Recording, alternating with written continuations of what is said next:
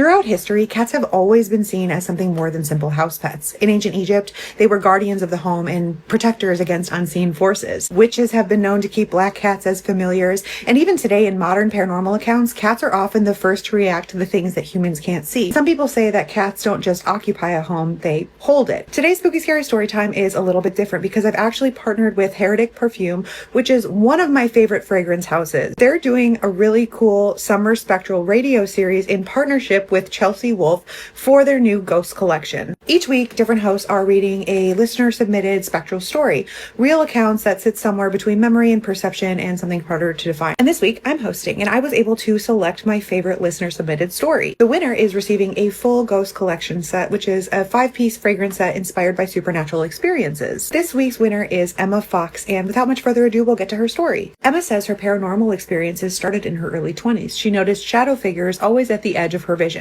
Always peripheral, never direct. If she turned to face them, they would disappear. At first, she tried to rationalize it because she says she is a logical thinker and needed to fit her experience into a box. It was always small shadow figures, low to the ground, less like some unseen spirit and more animal-like. And that detail stayed with her because she grew up around animals and was familiar with how they moved. There's a weight to it, a rhythm, a presence that doesn't just appear in a room but occupies a space. These shadow figures felt like that, except she didn't have any pets at the time. But still, she would hear them, almost as if it was a pressure change in the air. There was a subtle shift behind her ear, like the moment before a sound arrives, but every time she turned her head, there was nothing there. And this went on for about a year, and then she and her husband moved into her parents' old house, which was a large, older house. It was 2 stories with a beautiful garden. It had stone walls and dark wood floors, and it was a place layered with history. And it was also where a lot of her childhood pets had both lived and died. And that's where everything changed. And at first it was subtle. Not only did she see shadow figures out of her peripheral vision, but now she noticed movement in the corner of rooms and small figures passing across doorways. She heard the sound of soft paws in the hallways when everything else was still. And it became such a common occurrence that she began to greet them. Without thinking, she would say hello to a cat that she thought she saw sitting by the stairs or by the back door. It was a knee-jerk reaction. She would say hi, but then she would pause and realize that there was no cat. And she realized she was greeting the idea of one, but it didn't feel scary to her. It felt familiar. Like the house was remembering itself through the spirits of these cats.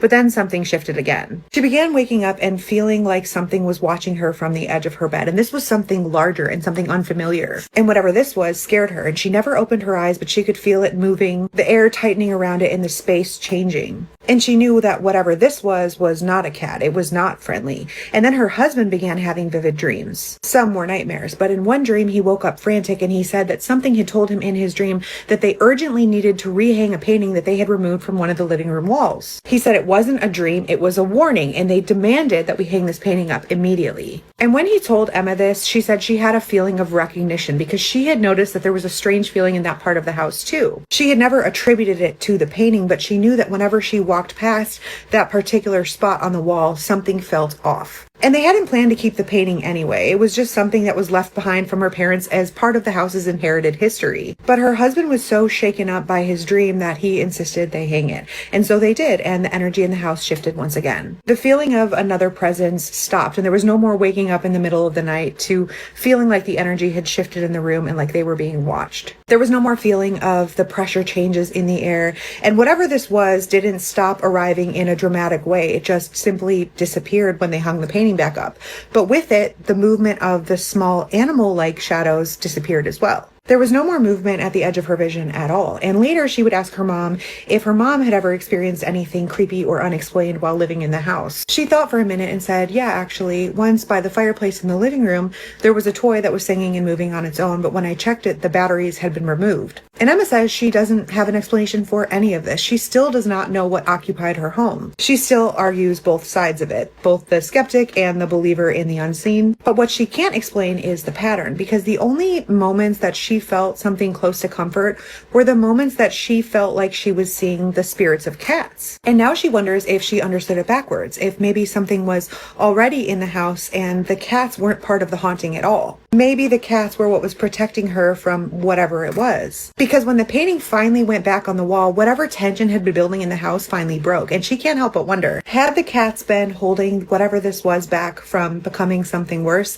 long before she even realized that something was wrong? Let us know your thoughts, and Heretic will actually be posting more stories like this if you enjoyed this one on their own channels. So go check them out as well.